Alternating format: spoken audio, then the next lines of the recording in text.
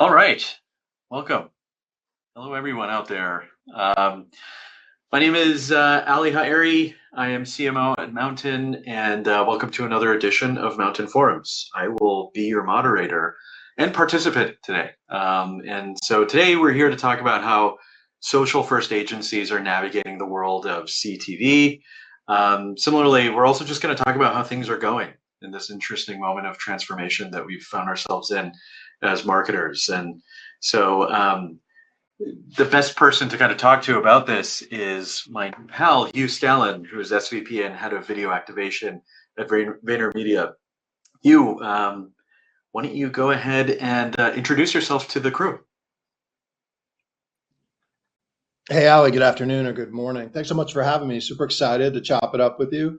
For everybody else, Hugh Scallon, I head up video activation at VaynerMedia. So I've been here for about 3 years, a little over 3 years. And so we've basically built a convergent TV practice over the top of a social media agency. And it's a really interesting brief. It's a great group of clients. It's a great team. And it's just a fascinating opportunity to kind of merge and fuse together all the most important types of video: social video, streaming, and linear TV, and even out-of-home video that we also look after. And what were you doing prior to Vayner? You know, I had a really interesting career. I've been on the client side. I've been at media agencies. I've been at creative agencies, and I've also worked at ad tech platforms. So I have a lot of fun because I've had every seat at the table. So answering questions, solving problems, comes really easy to me because I've seen all the different piece parts of the mix. Before Vayner, I was at MadHive, working on enterprise programmatic TV solutions. And then before that, I spent about a decade at Omnicom Media Group in a number of different roles, including analytics. And then before that, I was on the client side for 8 or 9 years. So, folks, this is why he's here. He's seen it all. Exactly that. Thank you for joining us, Hugh. As I mentioned, I'm Ali Haeri. I'm CMO at Mountain. What I like to sort of say about myself in environments like this is just to kind of disarm the people who've joined is I'm your peer. I'm someone who faces the same challenges that you all face, running and building marketing operations, seeking sort of continuous improvement from your acquisition channels, branding being important, everything in between. And my background is solidly in the realm of performance marketing, and I've been at Mountain for over 8 years now. And then previous to that, I spent some years as a principal product designer at Symantec, and before that, helped scale up another company through to an acquisition by Verizon. So, and then I've just done a lot of consulting for Silicon Valley startups that just a bunch of engineers just get funding and they say, I was told I need marketing. Can you give me marketing? And we take them 0 to 1. So we made a TV show about that on HBO Max. yeah. It's so funny. Like the Silicon Valley, I teach at Northwestern as well. I should have mentioned I teach product marketing at Northwestern, and I show clips of Silicon Valley to my students, and they're all laughing, and I'm standing there and I'm like, no, this is real. This happens. This is stuff that you actually experience at work. It is funny, but this is actually true. It's like I have friends who've worked in politics, and they say that working in Washington is far more like Veep than House of Cards, and same goes with Silicon Valley. Before we dig in, I want to mention that we will have time for a Q&A at the end of this conversation. So if you have a question for Hugh or myself, drop it into the QA chat that you see on your screen. I think you'll all enjoy it. Just again, to be disarming to my peers here, like Hugh and I are two marketers. We did a call a couple of weeks ago, and we got carried away with a conversation of just two people talking shop. And that's really what's going on here today. We're not selling anything to you. We just want to have a conversation, just talking shop as marketers. And so feel free to drop your thoughts, not just questions in the Q&A, but if anything else is kind of on your mind, we'd love to riff on that as well. So feel free to kind of drop it in the Q&A. But Hugh, just to kind of get started, as a marketer, like I think nearly every person who's logged in here today, I'm very familiar with Gary Vee. I've heard about a lot of different properties in the sort of Vayner cinematic universe. And I was curious if you could just quickly give us an overview of what does VaynerMedia do? What's VaynerX? Where does all of Gary's own personal social stuff, what is that serving? Just kind of give us a lay of the land to get started. Yeah, 100%. I mean, fundamentally, our ambition is to be the world's best agency, an agency that is the world's biggest agency based on kindness and on empathy and on good people. And so a great culture. So you're talking about VaynerMedia as several thousand employees globally, full service, private. So you have Mad Men. In Mad Men-esque world, you know, you had strategy, you had analytics, you have media, you have creative, you have client partnerships. So it's all the things that you would expect there. I think what's really interesting is, you know, the essence of strategy is the trade-offs you make. And so there's a pronounced trade-off on focusing on where is actualized attention, where is actualized real consumption of media. And for right now, there's a ton of it in the 5 to 10 social platforms that matter. You know, everyone has these devices, and what we have and what we see in feed is really where we think brand is built. And you can find right through these devices and work bottoms up from culture and platforms. And I'll come back to that in a second. But the agency is really focused on leveraging culture and platforms to help build brands. And then part of our role is to bridge and stitch on some of the traditional and legacy channels like linear TV and out-of-home video and streaming, whether it be programmatic or direct, to really create more interoperability and optionality for client video assets. So that's sitting at the core, huge, eclectic, and really interesting client roster. We have great clients and great client relationships. And then on the periphery of that, Gary Vaynerchuk, as an entrepreneur and successful one, I think, you know, you'll find that he was one of the first to do long form videos on YouTube 30 years ago, literally, and one of the first to get into Google Ads 25 years ago, literally, running his own small businesses, his father's wine store and later a digital wine business.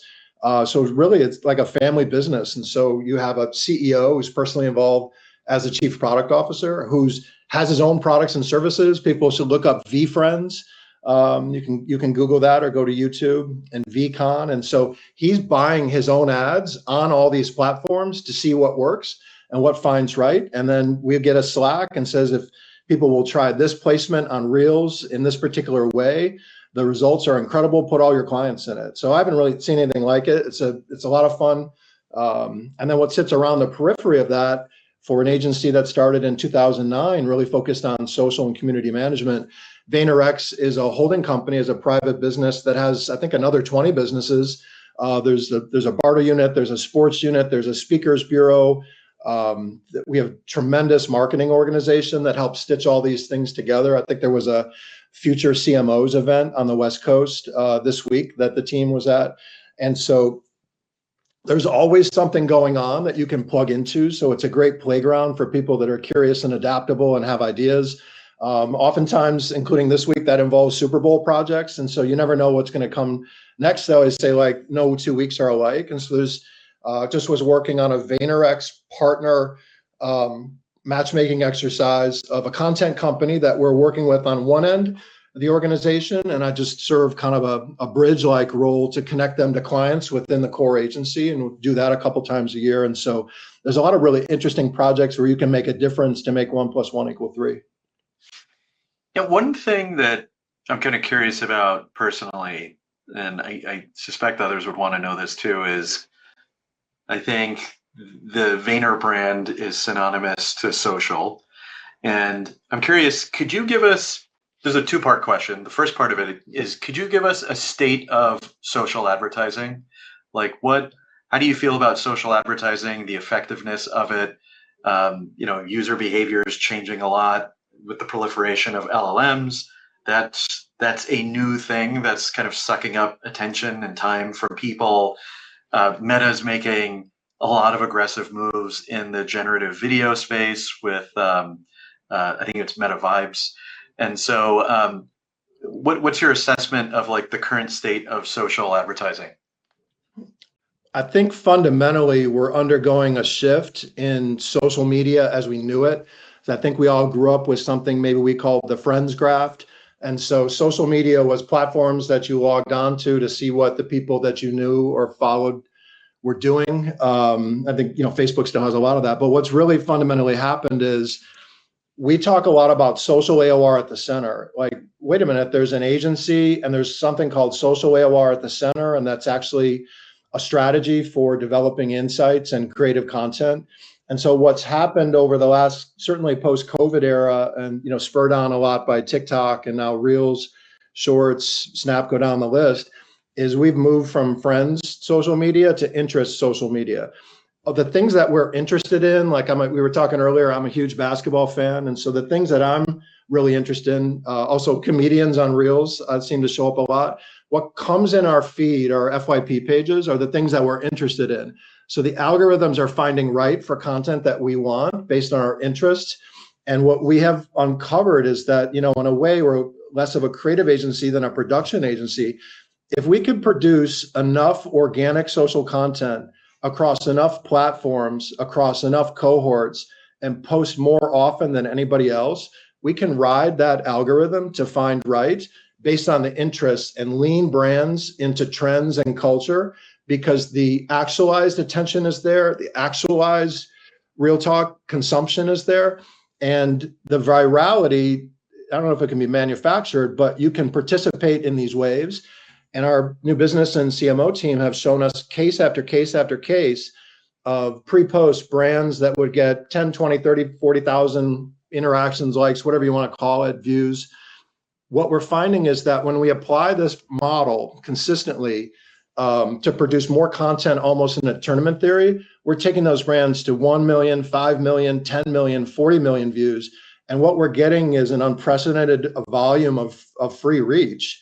And then to find the stuff that finds right and works best, to boost that with paid, that's very powerful for a brand. And it's creating unlocks that allow you to bring down some of your research CapEx, bring down some of your paid media. That's sacrilegious, but you could walk off a little bit of paid media because it's masking bad creative.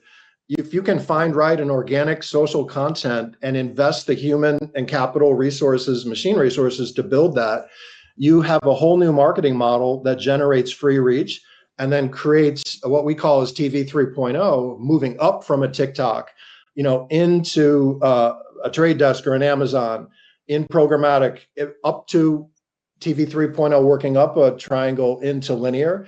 And you can move your best performing in the algo social videos onto the biggest screen in the home, which is big screen on the glass, which is our television. So we've never really seen the democratization of best content finding right and then finding that onto bigger screens. That's the biggest difference in social today, is the interest graph, and the algorithm allows for free reach for brands who know what they're doing. And you're right, because I think collectively these social platforms have gradually but quickly changed that user experience of what it's like to be on these social platforms. And you're totally right, especially in the earliest days of like Facebook, it was completely tethered to your network of friends, and they've done a pretty good job of conditioning everyone to now have this experience that isn't chronological and it's interest based, exactly as you're saying, which I think, not so surprisingly, serves advertising really well. Now, if you're kind of consuming Instagram and you have these interests, I'm a big basketball guy too, you're expecting to see basketball content from accounts you don't follow. Like, they've really conditioned people now to do that. And the advertising is so targeted.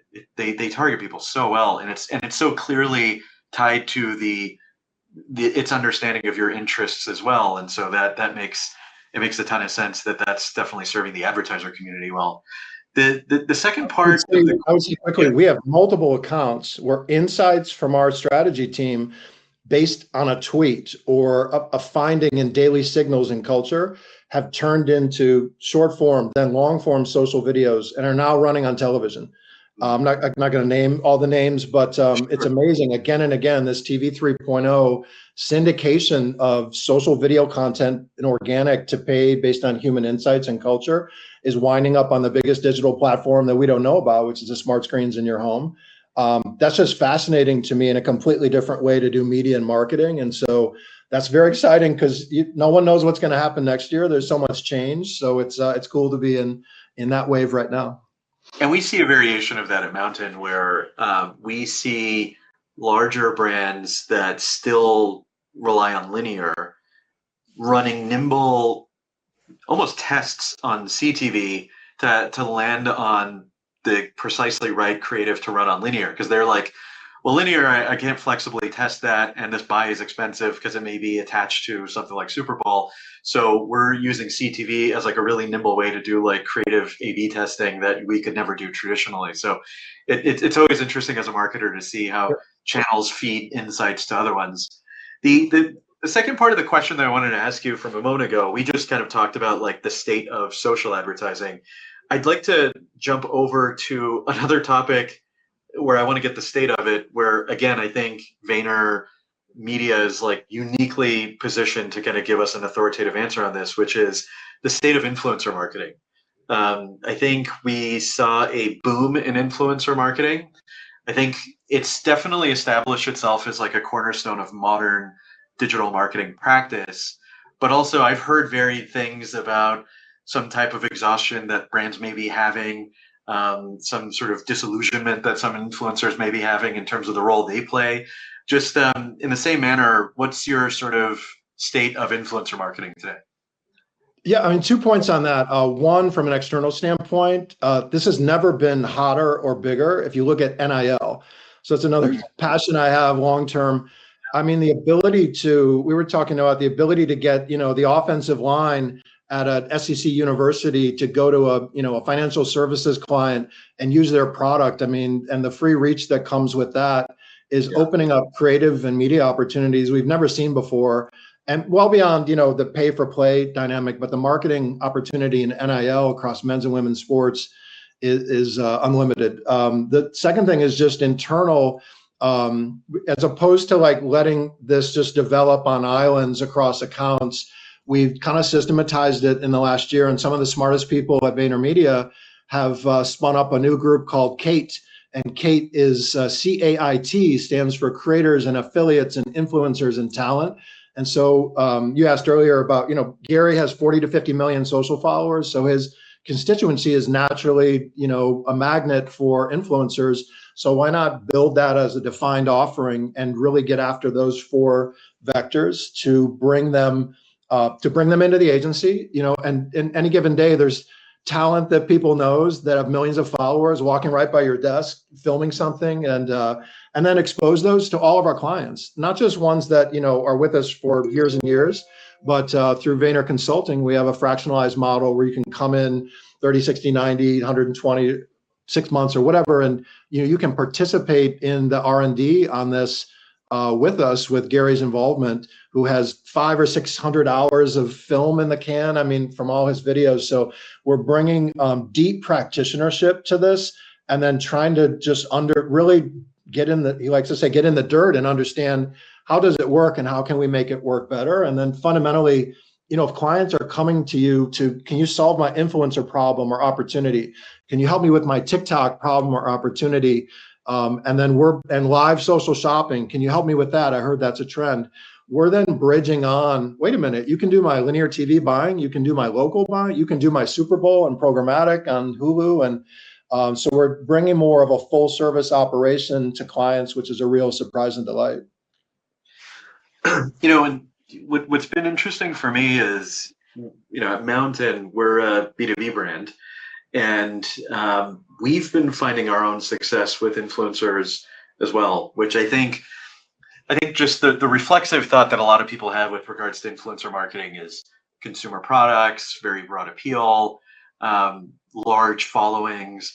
But this notion of micro influencers, especially for like niche industries, absolutely, I think is a huge opportunity. I was talking to someone who manages a sort of influencer agency, and one of the things that she was telling me was one of her most successful clients is like a nursing influencer.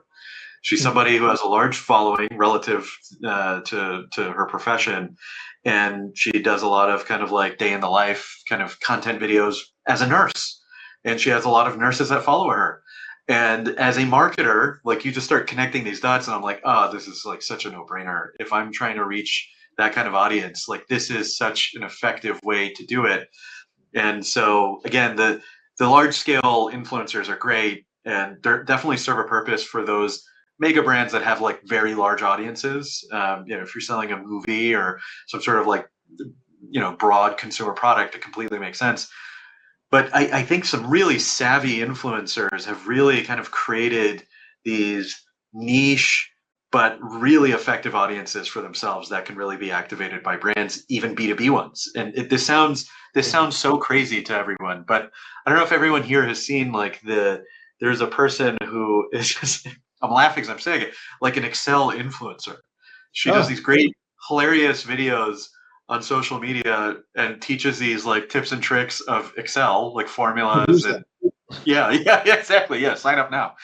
And it's kind of funny, but like, she's got a fantastic audience that someone could really activate.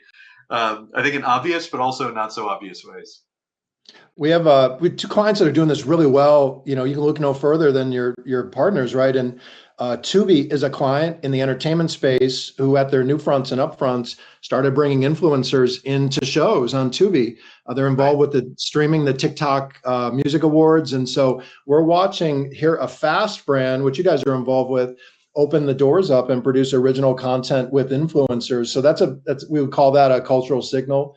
And then our client Bose does a great job of mining up and coming and fast rising artists in the music space, for the love and the power of music and sound. And so it may have nothing to do with what we're doing on linear television or even streaming, but just a constant drumbeat of connecting high-end electronics and audiophile equipment to the best musicians. And you may not have even heard of them, but it's really just interesting to watch how the companies operate. And then what we try to do is partner and amplify, where we can. But it's definitely, savvy marketers are having success there. And I think where our secret sauce lies in is a deep practitionership in all the social platforms that matter to then harness that and generate, reach from those organic campaigns. Is all video on social created equal, or are you thinking of these different platforms characteristically differently? It's a good question. It's built to suit for each client. It's built to suit natively for each platform. And I think we go back to the model that organic social content is the best way to start building your brand, to lean into attention and culture, to develop more cohorts than anybody else, not just 2 audiences, but 10 to 15, to post more often on more platforms than anyone else, to find right and see what's working. You don't need to necessarily spend 6 to 9 months, on Madison Avenue developing a TV commercial, because you might find that insight in less than half the time and half the cost on social, which is happening for some of our clients. And then that work, if it works in the algorithm on social, it may work on streaming, and then it may work on Thursday Night Football, which we have seen for multiple clients. And so I think that, again, it all goes back to the production model that we have, and are we making enough content across enough platforms and then enough formats, because the ad format is very engaging. And then what we try to do is stitch together elements of linear and nonlinear that complement it. We're building social video reach extension. Once to your point, we have to find right first, and it may not work with every single post, but I mean, that's what trial and error is about. One sort of broad question for you, and I think it's a good segue into CTV related stuff we could talk about, is how are you thinking That's the second about, hour. Yeah, exactly. Yeah, buckle up, folks. How are you thinking about YouTube? And I guess just to add a little bit of color to that, like, I think on the topic of sneaky growth, YouTube has just become, I mean, we always knew it as this like huge platform, but I think it kind of evolved from this thing that people were sort of using in their free time and enjoying, certainly with short form video. And now it's properly one of like the major pillars of entertainment, definitely in America. And like if you're looking at Netflix, I mean, I think Netflix is actively making moves. For example, this big partnership with Spotify that they just announced with Spotify's podcasts being streamed exclusively on Netflix. Like Netflix is clearly showing that they're taking YouTube as a major threat, not so much Disney Plus and HBO Max, but just YouTube. And so, and similarly, YouTube's now part of like the upfronts world, and they're playing in that sort of traditional media space, I should say. And so, how are you thinking about YouTube at all? We have great partners at Google that really help, educate us on exactly how YouTube should work. But I think fundamentally, YouTube is a category killer for video. It's on every screen. I think you need go no further than the Nielsen Gauge data to see, kind of its role on a television, which has really exploded, since COVID. I think we go no further at VaynerMedia than Gary's own book last year called Day Trading Attention, where you can really see how elements of YouTube in the auction are a form of underpriced attention. Because if you're buying in the auction, you'll get a high percentage of the avails, which will clear on a CTV because of the way the algorithm's working, whether it be YouTube general that we pull up on a TV at all age groups or YouTube CTV. And so we're finding great success working the entire continuum. And then as a social device, really pairing shorts alongside TikTok and Reels and Snap. And then, like I said earlier, finding some of the best videos there and putting them on TV. But if you go through any meeting with the YouTube team, and you'll be kind of blown away at all the different strategies and tactics that can be applied with a great kind of underpinning of research underneath it. And lately in the last year, there's been a lot of movement of trying to use data and technology to conjoin other elements of the CTV ecosystem, which could be, a whole other panel. But it really is a category killer, and I think that we view it as a form of underpriced attention. And if you're able to find that, the day trading the attention, which was Gary's book last year, is very clear about how to produce more content, surface it across more platforms, and rinse and repeat, and then boost organic with paid. And so we have a number of brands that have been very successful right down that path. Is there a profile to the kinds of brands that are thriving on YouTube versus those that just get moderate success? I think it's interesting. At Vayner, it's part of the DNA to have a high core competency around self-serve biddable media, and so YouTube has that characteristic. And so I think that literally all brands are using YouTube in that way. There's really kind of I don't know if it's like a long tail or yeah.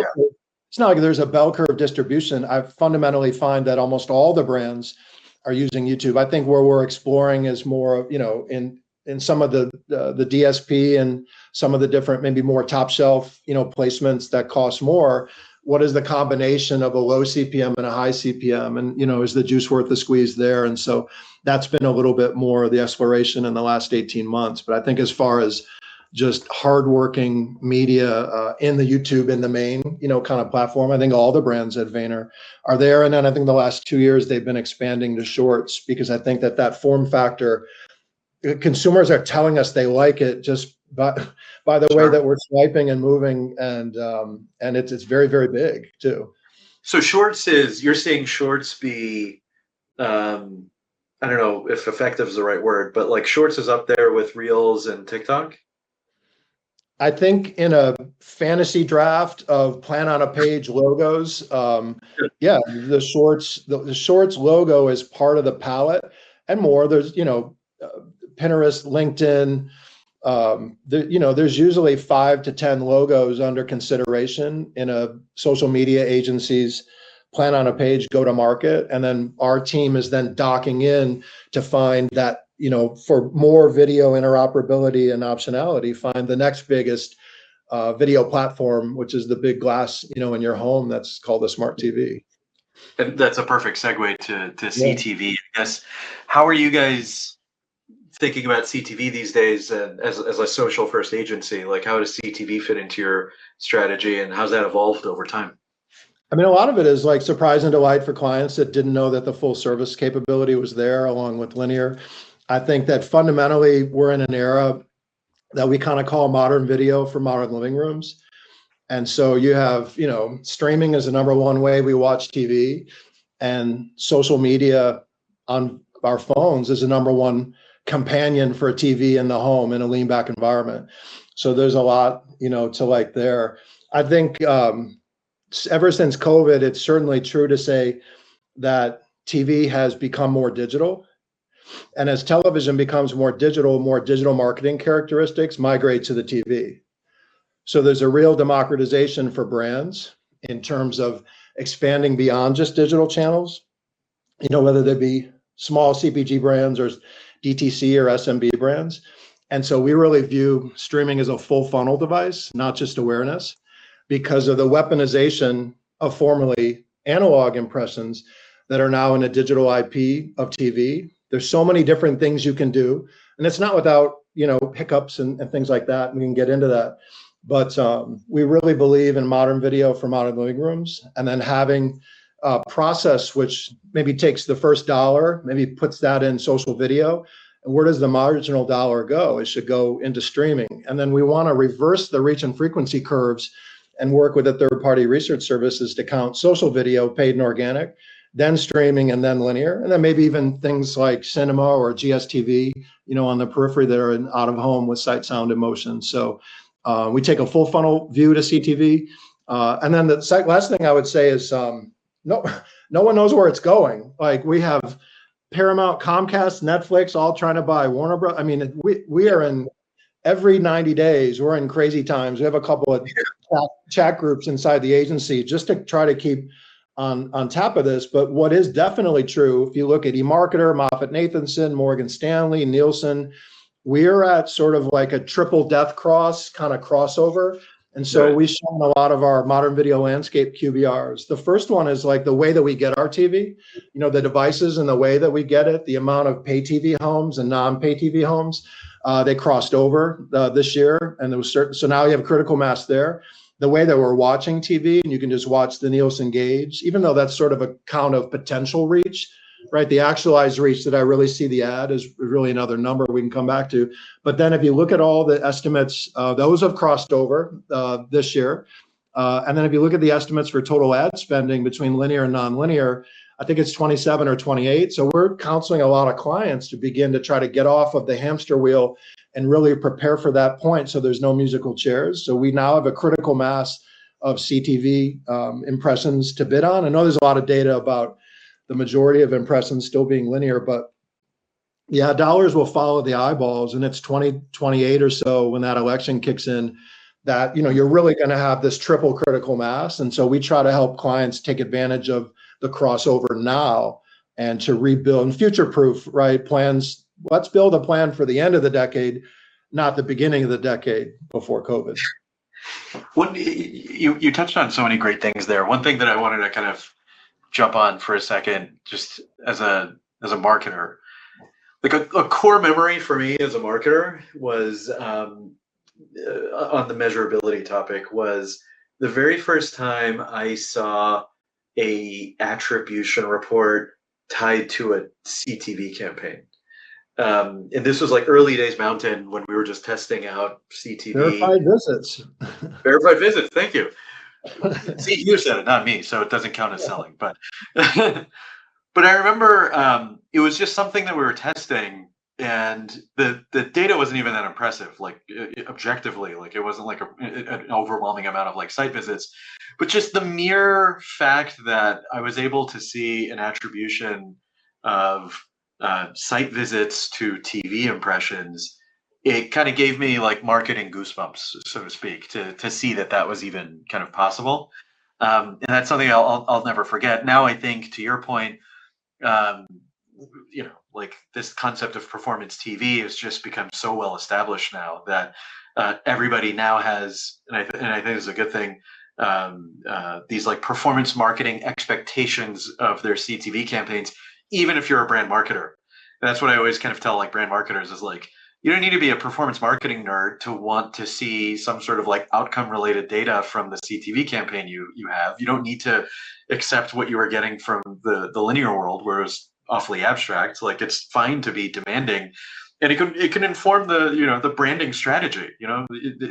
This doesn't necessarily have to be like paid search optimization. Like it's good to measure these things and to use that measurement. One thing that kind of came to me as you were explaining all of that is, I think a reflex for a lot of people, and I think Hugh, you are the exact person at VaynerMedia to answer this question. Brace yourself. I think the reflex for a lot of people. So, like at Mountain, 97% of our advertisers have never advertised on TV before, and I think the reflex for a lot of them is, well, I do a lot of social video. That's something. And I think the reflex is, can I repurpose that to be my TV asset? Now, putting aside things like specs, because the standards of the channel are different than they are on social, but what are your thoughts when someone's kind of pitching you on the idea of just repurposing social video content to be CTV content? There's a lot of that out there. There's a lot of really interesting point solutions. And we worked on a lot of them. Like in case TikTok went down, we came up with a solution with some of our partners to put the best TikToks back on TV within 72 hours. So that's the first thing. I think that there's a lot where there's AI involved, right? In terms of grabbing assets and just re-rendering it into the different aspect ratio of our kind of big, beautiful smart TVs, big glass on the wall, right? Have you? I think that we may have thread the needle at VaynerMedia. However, if we found right through continuous deep practitionership of social video across the right platforms and the right cohorts, and we boosted it a little bit with paid, and we found that it was working in the algorithm, we might have a video format that works nearly as is. So I'm not talking about like, taking like an Instagram card or the old Cinemagraph or whatever on Facebook and just literally dumping it on the left side of the screen. But it would be true to say that when we as consumers watch sports, news, and entertainment, often the way that the sports and news and entertainment industrial complex finds what's going on in culture is they're simply mining social video and putting it up on TV with a full screen video in the center. And you'd be surprised if you just ran that. It's very disruptive. You still have the sight, sound, and motion of TV, and it's commensurate with what they may have seen on the news or on SportsCenter at some point. And then for the creative directors, the additional real estate you have on the left and the right of that, or even these L wraps or shrink wraps, creates additional real estate for brand messaging, offers, QR codes. A lot of the smart TV systems have remote control integration prompts and whatnot. So I think we're into a world of the new creative. And I think it's a great palette for creative minds and designers. What does somebody say at Advertising Week? We have to figure out how to win over hearts and machines. And so I think we're in a world we can't just like slop it up there, but there are those solutions. But I do think that the best performing videos in the algorithm can be run nearly as is because they've already proven their worth. But if you do need to re-render it, we've seen some really cool interfaces where you can log on, and I know you guys are working on this. And even a media planner can reapportion this. Obviously, client brand, and there's legal concerns and everything else. So I don't want to go down that road, but I wouldn't just take it and rerun it. I'd try to work with your partner to re-render it and allow the creative direct, because the work is important, to make sure that you're getting the right messaging, across, because the real estate is probably there. Hugh, we'll get to Q&A in just a couple of minutes here, folks. So feel free to drop your questions in the chat. I already see some. Hugh, I have a legal responsibility to ask you about AI. Like it's just, you can't do a conversation like this without a lawyer, looking over at you saying you have to ask a question about AI. Just, so let's just get it out of the way. I guess broadly, again, I'm kind of curious to hear how AI is influencing the work of VaynerMedia.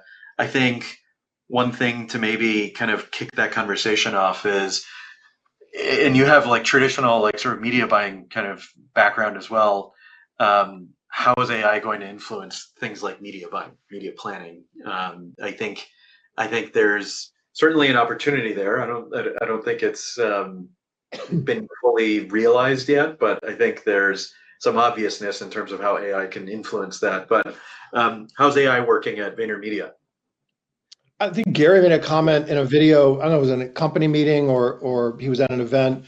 You know, if you put your head in the sand on this and you miss things, that's on you. You know, so I view it as kind of, and we at Advertising Week with my team members and our clients, I think we had like 3 dedicated AI events or dinners or, I mean, it was definitely, you know, the hot topic. And I'll give you the same answer, you know, that I brought up there was I see it as a utility, right? So if you think about like in society, water, electricity, clean air, 5G, this is a utility that is going to be ubiquitous. I think I just heard this morning on the Bloomberg that NVIDIA is a $5 trillion company.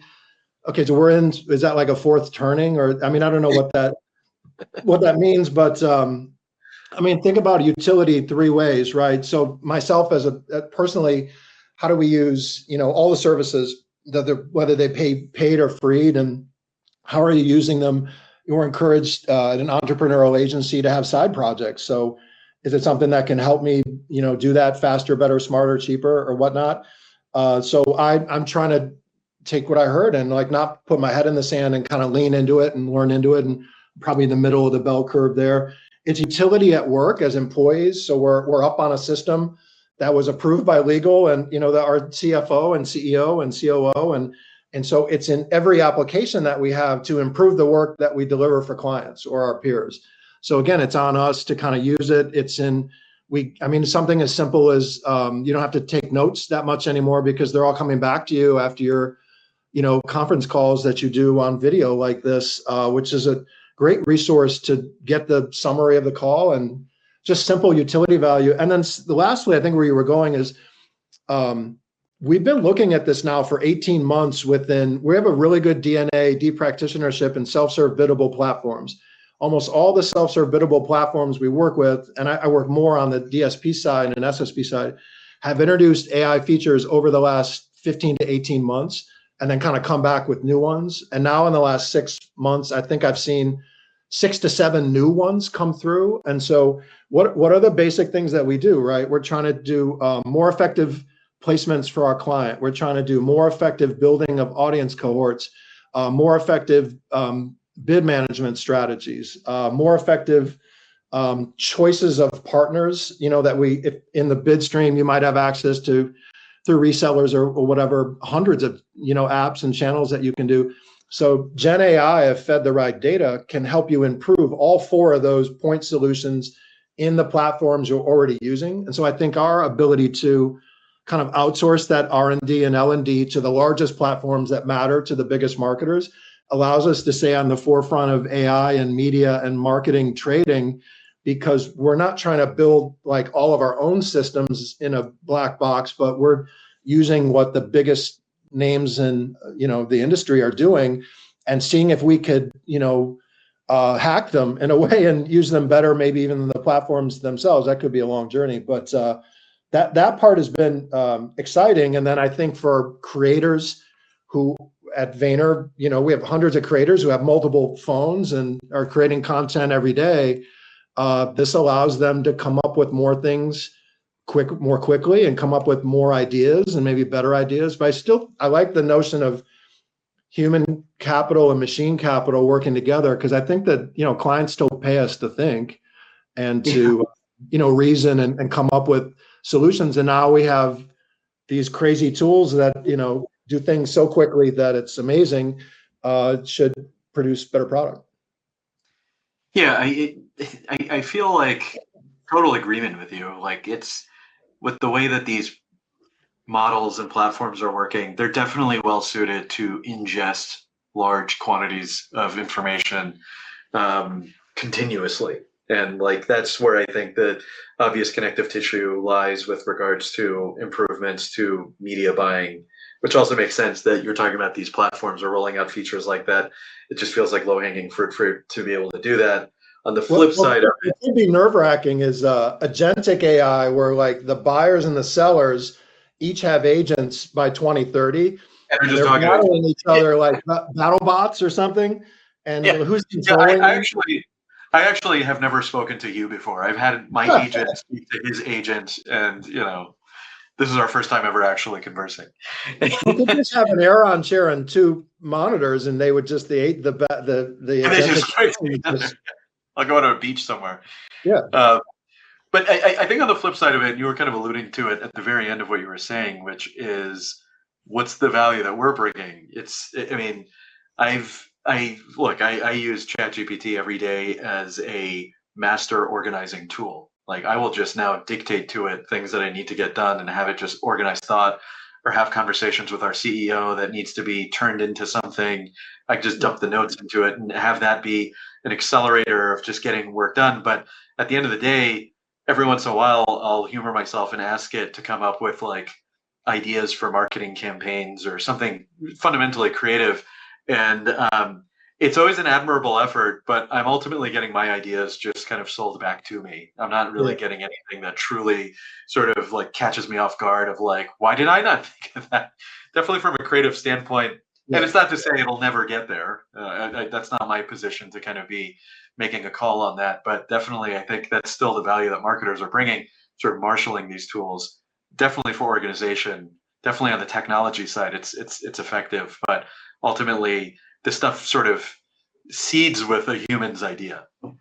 I mean, two things that we're at an offsite this summer, and just how do you expand the business, right? And I think prompt engineering is a thing that's not that hard to teach. So if your prompts are better, you're going to get better stuff.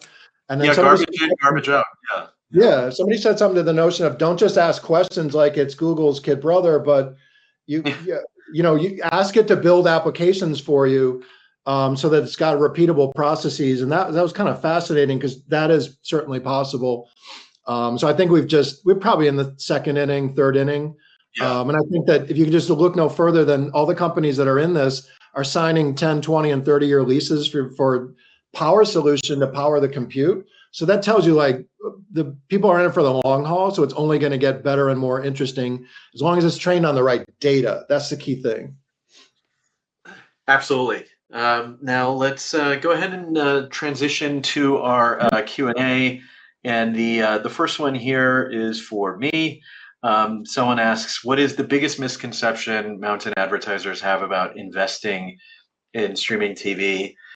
There's quite a few. I think the one that sticks out to me the most on this one is I think a lot of people bring linear TV baggage to the CTV relationship.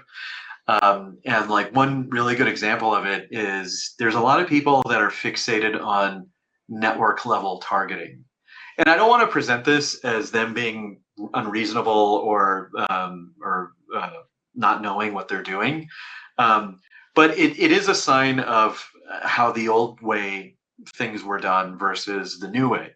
And so, when you think of modern performance marketing, not on CTV, just generally speaking, we don't really interfere with where the delivery of the advertising is happening because we're trusting the machine to take in so many different factors with regards to, a device graph and a user graph and all of these characteristics and signals that they're getting from users and serving ads to them wherever they may be. And serving them right at the right time to try to get the highest likelihood of generating a conversion. We don't really question that on something like a network that Google is using, for example, for the delivery of its ads. And the same goes, as with so many other explanations of how to approach CTV, it's really the performance marketing model. It's a lot of those same sensibilities are extended to CTV. So you'll have people kind of coming in and going like, well, can I run my ads just on Disney Plus? And it's like, well, technically, yes. Yeah, sure. You could do it. But if you're in the business of just driving conversions, like you are a e-commerce marketer, maybe with like a growth stage brand, and you want scale and you want to stand up an evergreen CTV campaign to be like a pillar next to your search and social campaigns, then you got to think about it differently, and you got to think about it like how those platforms work, where you're not nitpicking the placements, you're just giving it the ad unit, and you're indicating the audience that you're trying to target, and let the machine optimize itself for the maximum amount of conversions that you actually want. Because in fact, if you're going to go in there and interfere with all the network level targeting, you're going to compromise the machine's ability to do it. Now, again, huge caveat. There's a time and a place, absolutely, to do network level targeting. There's some obvious reasons why you would want to do that, especially from a brand marketing perspective, but definitely for those that are kind of coming into this proposition, trying to do performance marketing and generating conversions, you need to kind of let off a little bit and let the system kind of do its thing. And part of the reason why you have so much premium inventory available to it is you need to give it scale. You collectively across all of these different publishers, you're going to see these users pop up that you're going to show ads to that create a higher propensity for conversion. Whereas, Disney Plus has a huge audience, but if you're only targeting that, you're going to be constrained quite a bit. Next question from Carson. For initial testing, how do you incorporate testing to determine which ads are most likely to be most successful? Hugh, you want to take that? Well, I think fundamentally your DSP partners have the ability to set campaign rails that would allow you to do A/B testing and really build a culture of experimentation into the buys, right? You just want to make sure you control other variables. So if you're testing different pieces of copy, you probably want to have consistent this is just classic direct marketing, training. You want to keep maybe your publisher sets constant. You may want to keep your cohorts constant. And then you probably want to have a control piece of, I'm making this up, like a 15 or a 30, and then maybe you have 4 or 5 other ones. It's not like this is color forms and snap-ons and it's just super easy, but you also want to figure out durational impact, like how many impressions or time do you need to run to get a read? And then a lot of it depends on the back end of your business. Is it about generating brand lift, upper funnel? Is it about getting people, to a site or an app side environment, mid funnel? Or is it about opening and filling carts, lower funnel, with potentially some retargeting? So, the devil's in the details, but we really preach, a full funnel exercise with definitely a lot of content testing if it's possible. Some of the largest platforms now, even that are straddling linear and nonlinear, have the capability to, run one piece of copy across the country and it says X, Y, and Z. And then especially if you have different creative, you could try different product offers at different prices on the same platform at the same time and see whether or not, product A at price Y outperformed. It all comes down to the one by one. Your ability, like you said, verified visits earlier, your ability to measure exposure to site activity and purchase intent is all there for you if you put the time and effort in to run those experiments. One last question. We're on the clock here, and I'm gonna throw it to you, Hugh. The shot clock is running here, but it's a long question, but I want to read all of it because it's very well written. It's from James. CTV is evolving fast, and platforms like MNTN, thank you, are doing a great job making it more accessible to small and mid-sized brands. But as access grows, so does the oversaturation. Gary Vee said, "Marketers ruin everything." And it makes me wonder, what without the algorithmic filters of social, what guardrails exist in CTV to ensure quality? Is there a risk the channel starts to resemble spammy display ads? I have some thoughts. You take that first. Could you read the last part back again one more time? Without the algorithmic filters of social, what guardrails exist in CTV to ensure quality? Is there a risk the channel starts to resemble spammy display ads? I'll go first. I think the things that I see with CTV that sort of hopefully kind of prevent that from happening is, one is I keep equating CTV to other performance channels, and generally speaking, it's very similar. One area where it is different, though, is the end user experience. You're talking about an unskippable ad pod during some sort of content, as opposed to, paid social ads can be very skippable. You just blow past advertising in a feed somewhere. And so as long as the ad pods are sort of contained and these publishers don't get greedy and just start putting more ad pods or longer ad pods, I think that would contribute to sort of being annoying to the end user. But I think in the current model that we have, with the current rhythm that most publishers are in with regards to how much ads that ad load that they have for shows, I think we're good there. Also, I think the way that platforms like Mountain certainly are targeting the ads, with a good device graph and a good user graph, understanding the characteristics of users that you're targeting ads to, that's going to ensure that they're seeing ads that are relevant to them, that the accountant is getting an ad for ERP software and the construction worker is getting an ad for construction boots, work boots. It's the same reason why social ads, people groan about advertising, but the ads are effective on social because they're really tailored to the interests of that user. Yeah, I mean, I think what's fundamentally true about programmatic is that you can use data and technology to find cohorts without regard to publishers to some degree, and then you have the ability to use sight, sound, and motion in the biggest screen of the home in a lean back environment where somebody has a phone in their hand, like I said earlier, and they can research your product or service. I mean, all the elements for orchestration are there. I think he's bringing up a good point, or she is bringing up a good point about would it wind up like the low price bin at the a certain store and remnant type of thing. I will give a couple of examples and then one watch out, because I do agree with some of the premise. I often see a lot of CPG ads who I know are extending what they're trying to do on linear because of the unreachables, the cord cutters. You see the Samba data that 90% of the homes, 50% of the homes are seeing 90% of the linear ads. So there's a role there for Fortune 1000 brands to extend their reach. I also see a lot of ads for DSPs.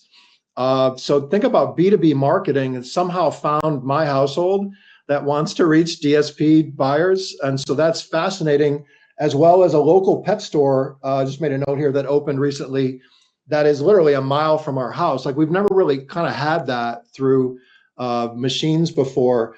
So there's fascinating possibilities to expand your household penetration. I think there's probably some concern about overfrequency, but the one thing we are concerned about is, and it harkens back to something that happened during COVID, a lot of the attitudinal, behavioral, and demographic data that we rely on the graphs, we're relying on them to be accurate. I do think there's a caveat emptor there. Is your demographic data in the audience graph really accurate around conventional brackets of demographic targeting?